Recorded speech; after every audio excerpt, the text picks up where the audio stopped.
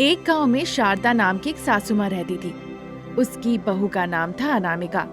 अनामिका के पति एक छोटा सा व्यापार करके अपना परिवार का देखभाल किया करता था। अनामिका की एक बेटी थी, उसका नाम था चांदनी। अनामिका को हमेशा उसकी सासू माँ परेशान करती थी, क्योंकि खुद की सासू माँ ऐसा काम करती थी, इसीलिए अनामिका किसी को बता नहीं सकती थी, पर अंदर ही अंदर वो बहुत उदास रहती थी। अरे, आज सुबह से तुम वही सब काम कर रही हो जिससे मुझे बहुत परेशानी होती है। अगर मुझे गुस्सा आ गया ना, फिर तुम देख लेना। अब मैंने क्या कर दिया? आपने जो कहा वही काम तो कर रही हूँ। अपना मुंह बंद रखो और जाके चाय ले आओ। तुम अपने बच्चे का ही ख्याल रखोगी तो मेरा ख्याल कौन रखेगा? सुबह से देख रही हूँ तुम बस अपनी बेटी का ही ख्याल रखे जा रही हो। तुम्हें क्या लगता है मुझे कुछ समझ में नहीं आता? हाँ? अरे, ये क्या कह रही है सासू माँ? ऐसा मैं क्यों करने जाऊँ? अच्छा, आपको चाय चाहिए ना? मैं अभी आपके लिए ले आती हूँ। अनामिका सासू माँ के लिए चाय बनाने वो किचन में चली जाती है। तभी चांदनी भूख के मारे रोना शुरू कर देती है। माँ, मुझे भूख लगी है, मेरा पेट दर्द हो रहा है, मुझे जल्दी से कुछ खाने को दो। अरे, चिंता मत करो, अभी मैं तुम्हें कुछ खाना देती हूँ और खिला भी देती हूँ, ठीक है? अनामिका अपनी बेटी के लिए खाना ले आकर खिलाने लगती है और वो इस काम में बिल्कुल खो जाती है। उसके बाद जाके वो बर्तन धोने लगती है। वो बिल्कुल भूल जाती है कि सासू माँ के लिए उसे चाय ले जाना था। काफी देर तक शारदा बस चाय के लिए इंतजार करती रही। काफी देर तक जब उसे चाय नहीं मिलती है तो शारदा को बड़ा गुस्सा आता है। फिर बहू पे वो जहर उगलने लगती है।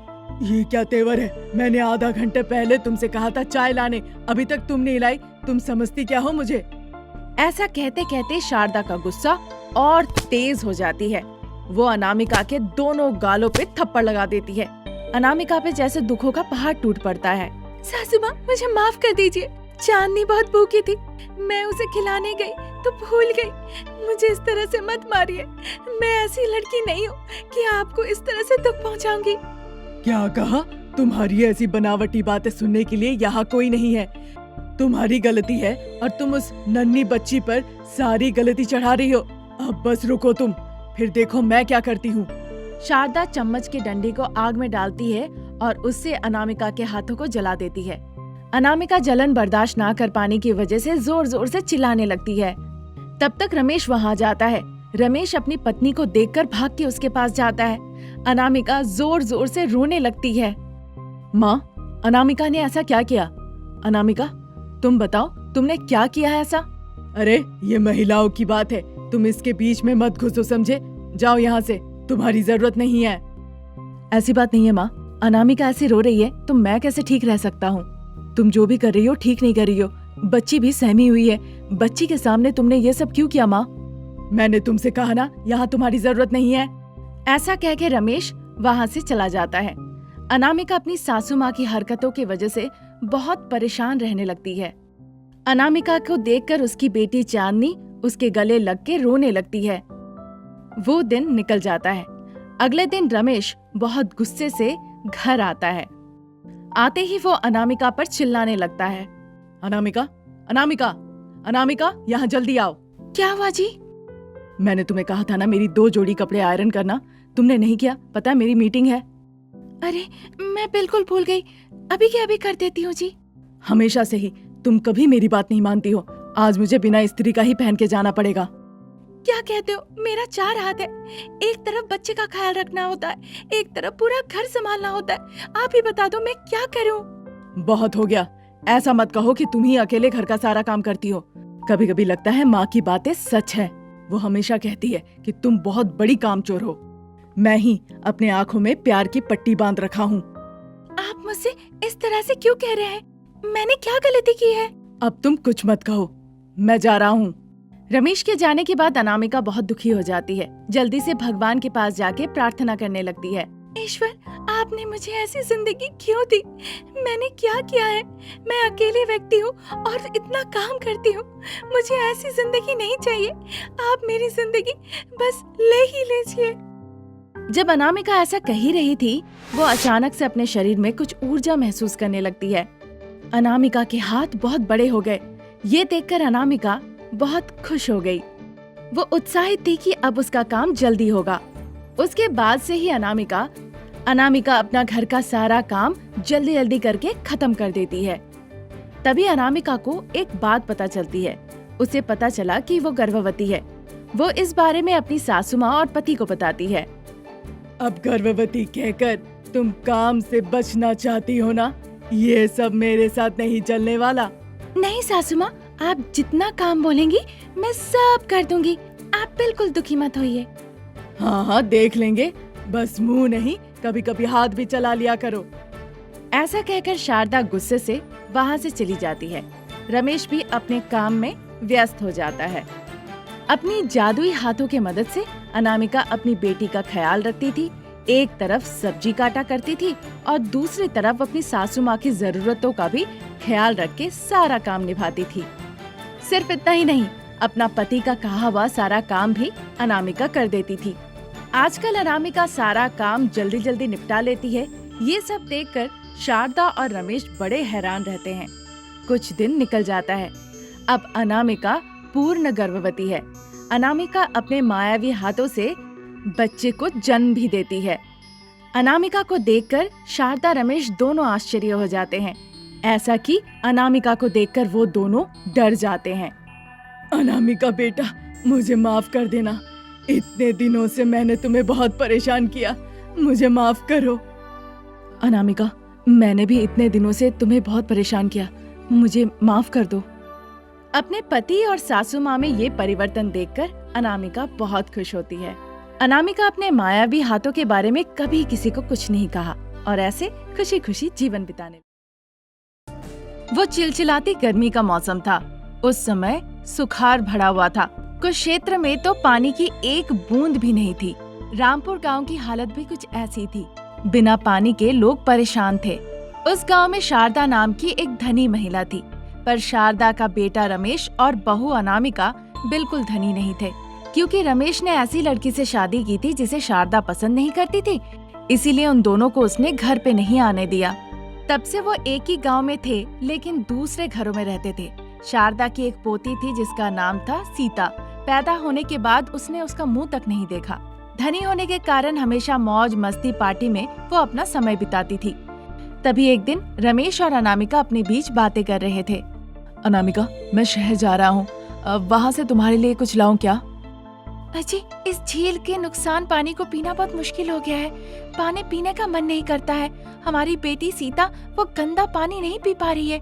आप जब शहर जा ही रहे हैं तो कृपया वहाँ से पीने का पानी का बोतल ले आइएगा ना, ठीक है? ठीक है अनामिका। रमेश शहर जाता है और अपना काम पूरा कर लेता है। फिर उसे अपनी पत्नी की बात याद आती है। पास ही उसने एक बंगला देखा। वहाँ स्विमिंग पूल था। उस स्विमिंग पूल में कई लोग तैरने आए थे। रमेश भी वहाँ जाता है और वहाँ से एक बोतल पानी लेने का सोचता है। वहाँ उसे वॉचमैन रोक लेता है। वो कहता है कि वो यहाँ आया है बस एक बोतल पानी लेने के लिए, पर वो वॉचमैन उसकी कोई बात नहीं सुनता है। तभी रमेश को वहाँ अपनी माँ दिखती है। वहाँ शारदा भी तैरने के लिए आई थी। वॉचमैन को देखकर शारदा बहुत रूखेपन से उससे बात करने लगती है। अरे वॉचमैन, तुम्हें पता नहीं जब मैं आऊँ तो दरवाजा खोलना होता है? यहाँ भूत जैसा क्यों खड़े हो? जाओ, ये चाबी लो और मेरी गाड़ी लगा के आओ। ठीक है मैडम। वॉचमैन डरते डरते कार का दरवाजा खोलता है। रमेश वहीं पे खड़ा था और सब देख रहा था। उसे अपनी माँ पे बड़ा गुस्सा आता है। वो दूर से ही सब कुछ देख रहा था। वहाँ पे कई लोग स्विमिंग के लिए आ रहे थे।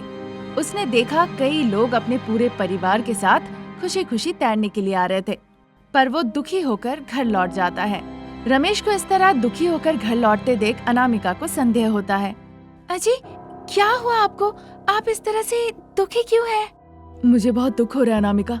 यहाँ घंटों तुम नल के सामने खड़े होने के बाद भी तुम्हें पीने का पानी नहीं मिलता है।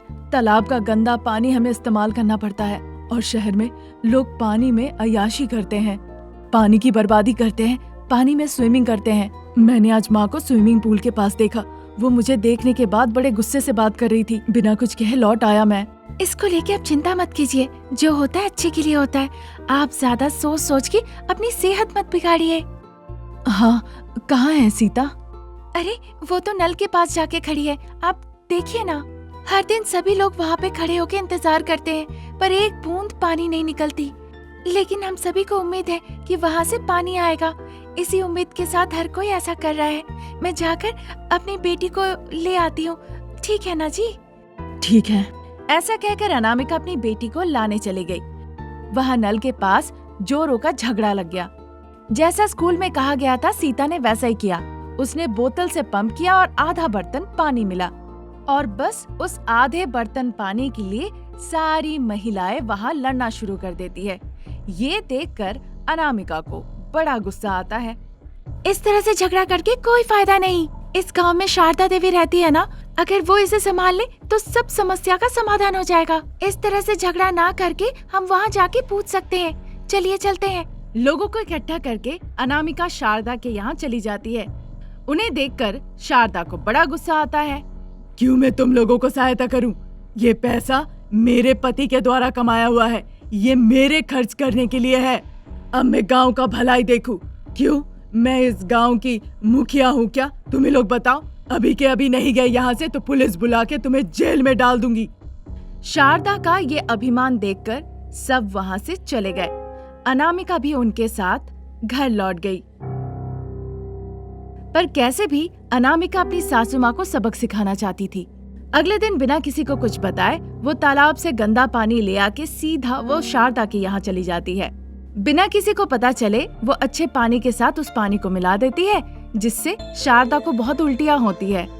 शारदा क्योंकि बीमार पड़ गई, उसे अस्पताल जाना पड़ा। शारदा को देखने के लिए वहाँ रमेश, अनामिका और सीता भी पहुँचती है। उन्हें देखकर शारदा गुस्से में आ जाती है। यहाँ क्यों आए हो? जाओ यहाँ से। माँ, इंसानों को पैसों से ज्यादा अपनों की जरूरत होती है। तुम ये बात समझ नहीं रही हो। मैं प्रार्थना करता हूँ कम से कम ऐसे वक्त तुम समझ जाओ। दादी, आप हमसे बात क्यों नहीं करती?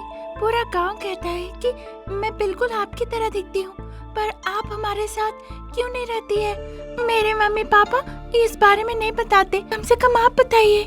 देखिए सासू माँ, हम अपनी माँ के बाद इस गांव को अपनी माँ कहते हैं, पर आप इस गांव को परेशान कर रही हैं। आज आपने जो पानी पिया वो तालाब का पानी था। अब सोचिए पूरा गांव वही तालाब का पानी पी के कितना बीमार पड़ता होगा। आपके पास पैसे हैं तो आप इलाज करा सकती है, पर गांव वालों के पास इतने पैसे नहीं कि वो खुद के इलाज करा सके। अब आप पैसों के अहंकार से बाहर निकल आइए। मैं वो पानी आपके घर में रखाई थी ताकि आप समझ पाए गांव वालों की समस्या क्या है। बाकी सब कुछ आपके ऊपर। ऐसा कहकर अनामिका, रमेश और सीता वहाँ से चले जाते हैं। जो भी बातें हुई शारदा उस बारे में सोचने लगती है। अब तक उसने कितनी बड़ी गलती की उसका एहसास हुआ उसे। वो अपनी सोच को बदल लेती है। उसके बाद से उसने गांव के लिए बहुत कुछ किया। गरीबों को मदद की, गांव में बोरवेल लगाती है, सबके लिए नल का पानी का बंदोबस्त करती है। सिर्फ इतना ही नहीं, अपने बेटे बहू को घर में वापस ले आई।